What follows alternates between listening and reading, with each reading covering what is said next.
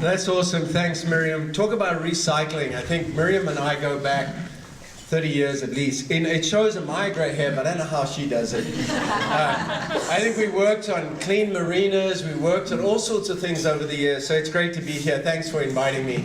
I do have a couple of hats, and I've worn lots of hats over the many years that I've been here. So I want to wear one hat today, and that's environmental health, because frequently in these discussions, environmental health is either left out or it's seen as the bugaboo. It's seen as the professionals that get in the way of sustainability. Who's from environmental health here? Come, fess up. I saw a couple of you. Okay, Heather, is Heather here from San Mateo? Okay, so you 3 or 4 pegged. All right, you're going to own this with me. I should have told you beforehand, but too late now. Yeah, when I first came to California from South Africa, my first day I was in Santa Cruz, and I thought, God, I gotta live in this place, because it just felt like Cape Town at the time. And I saw a really cool bumper sticker, and I've carried that around with me. I hunted it down, and I carried it around with me, and all my work with regulatory agencies, it's up in my office, and it says, the definition of bureaucracy. It's the process by which good energy is turned into solid waste. And that can be so true, but we are here to eschew that little maxim. We don't want that to happen. I know many of you within regulatory agencies, our job is to make this work. And for environmental health, which is one of my anchor clients, we've got 6 other clients in Ecoconsult. I've been with them for more years than they probably want me, but I'm not giving up on them, because they are the enforcers, they're the implementers, and as I said, quite frequently, they're the ones that can make or break some things. And you know, we have got clients who work with Miriam and lots of you, Stop Waste and others. We represent Heal the Bay, we represent the Clean Seas Coalition, which is heavily focused on the work that we're doing, but we also represent environmental health. And I don't see it as a conflict. I see it as absolute imperative partnership. So that's my plug for the sustainability officers. You guys have only been around a couple of years. Environmental health was formed 63 years ago. So you've got to work with us. You've got to work with us, because I think as a partnership, and I'll use a few examples, we can make this work. Because as I'm sure every single one of you knows, that if we screw up on public health, not only do you piss off a lot of people, if not kill them, and they're really pissed off when they did, but you're going to set your whole movement back.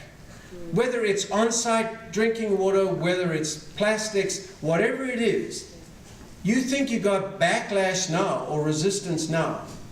There is no question that notwithstanding what President Trump says, people value clean air, clean water, and a lot of it is protected by environmental health. So that's my unabashed plug about don't discredit the significance of the public health, environmental health argument in here. And I want to share with you in a few minutes how I think we can get this done. Governor Brown, when he signed a very modest bill that we were involved in, AB 1884, straws by request, which is kind of a wussy bill, even though we co-sponsored it. No offense intended, but yeah, take offense if you want to. It was a kind of a wussy bill, but it was a good start. When a conservative prime minister in Britain can ban plastic straws, and we doing it by request only, we realize we've got a hell of a long way to go. But nevertheless, it was authored by a moderate Democrat who represented the mods in the legislature, and that in of itself was a significant accomplishment. But when Governor Brown, bless his cotton socks, signed the bill, he said, one thing is clear, that we must ultimately reduce and eventually eliminate all single-use plastics. And that was in the signing ceremony, or in the signing statement. And he doesn't always make a statement when he signs one of the 2,000 bills that he signs. And I think that's significant. I think there's a recognition that we're on the right side of history, we're on the right path. And he did temper it by saying, first phase out and then eliminate. But the end goal is to eliminate. And I think if you've read the National Geographic from a couple of months ago, that was an awesome outline of the significance of this problem. Climate change is, the existential threat, but this isn't a hell of a long way away. If in 50 years, by mass, we're going to have more plastic in the ocean than fish, we've got a couple of serious problems on our hands. So we're not only talking about plastics, but predominantly. So let me get to the public health side. Environmental health agencies.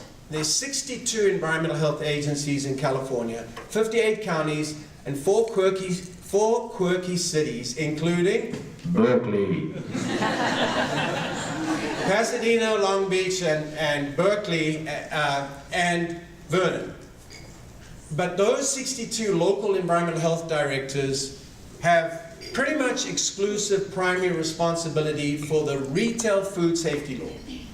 And the reason I get into this is, and I'll get onto the details, but anything that is donated, sold, given to the public, any food, has to fit into this little box that we affectionately call Cal Code, and that's the Health and Safety Code dealing with retail food law. And the reason I think it's significant to explain that to you is that this is entirely a local prerogative. The law, unlike other laws that delegate it down, the law itself says the local agencies are the primary enforcement agencies. So that's the first thing that's important to remember. We've got to get those 62 local jurisdictions in sync, all dancing to the same tune. Otherwise, you have this mishmash of interpretation. And that's one thing I know I've been talking to Miriam about. The second thing is, I'm pleased to say, I'm going to get a little bit of credit, but not a hell of a lot. I am pleased to say environmental health is and has embraced a much more expansive view of the world than just safety, public health safety. 9 years ago, we embraced the notion of S3, food safety, security, and sustainability. And that came out of a realization that yes, we can keep food safe. We can never make it completely safe. And we're all risk adverse. We don't get the runs when we go to a burger joint. But there are other considerations. If that food isn't accessible to people, if you're living in the Central Valley and you're eating crap food and you're dying of diabetes, what's the point of having the food safe? That's of secondary importance if you don't have access to good, healthy food. So sustainability, access is an important issue. And of course, sustainability is the next important issue. We can't all eat at the level that we've been eating. We can't all eat sirloin steaks every night that are pristine. We've got to eat lower down the food chain. And we recognize this is also a public health issue. But in recognizing the significance of S3, the sustainability, the security, and the safety, we recognize what a huge challenge it is. Because everything is now in the balance. Everything. Do we irradiate the food or let people get salmonella?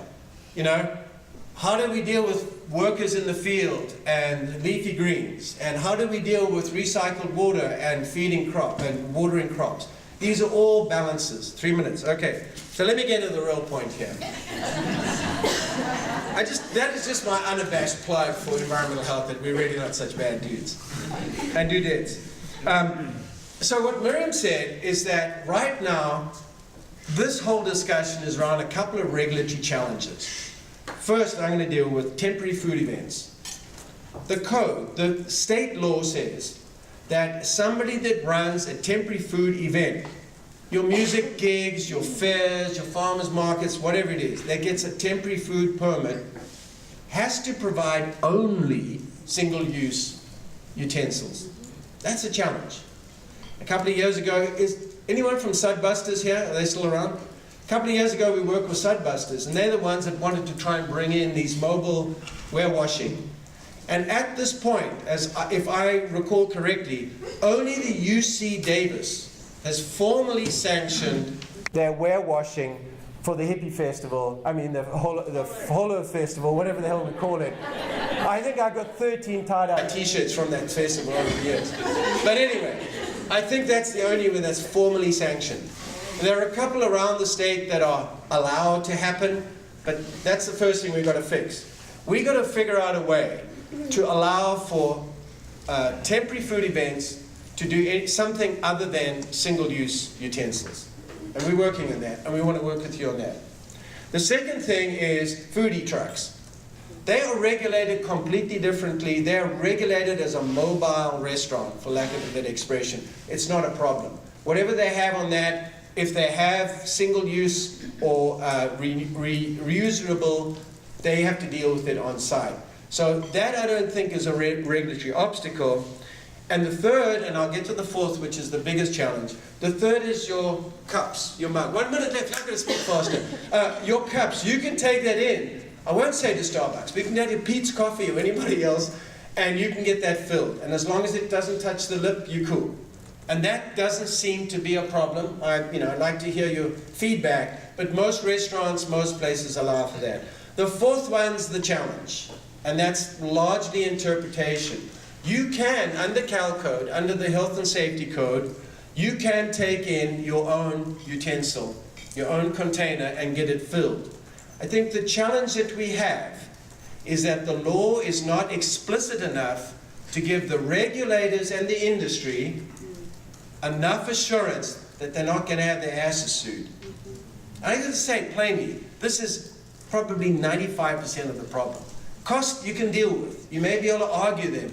But even if they save money and somebody's going to sue their ass because I got sick from the food that they produced, and it's difficult to prove that it's my dirty utensil and not their food, they are scared about that.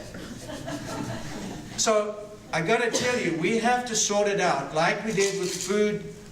Safe surplus food. We changed the law a few years ago, and the Good Samaritan law, those that have worked with food wastage reduction, we expanded the Good Samaritan law that further indemnifies, not excludes completely, but identifies people that donate food. I'm not saying that that's the way to do it, but we have to give the we have to give the industry the assurance that whatever we bring in isn't going to create a liability for them. From a regulatory perspective, I've already committed to Miriam, we are already doing it. We're reviewing the great sheet that Upstream did. And she did all my homework with me, because I'm not even going to talk about it. It's chapter and verse. The code sections are all listed there, and she nailed it. My last 30 seconds, I tell you what she nailed. She said, the ware that you bring has to be adequately washed and rinsed and sanitized. What does that mean? The code gives some guidance on that, but it also says that it has to be done in such a way that there's reasonable expectation there's not going to be contamination. And I think that's what we have to work on. We have to get a group together of all the interested parties and see if we can figure out whether we can do it in guidance, and if that's going to be enough, not just for the regulators, but for the industry. And if not, we'll commit to you to going back to the code and tweaking the code, as we do every second year, tweak the code to make this clearer so this isn't an obstacle for you. But my last word is, you have to work with us to be able to create that assurance for the regulated communities and the regulators that we're not circumventing public health in everyone's interest. So I'm here to help. I'm part of the team, and thanks for having me.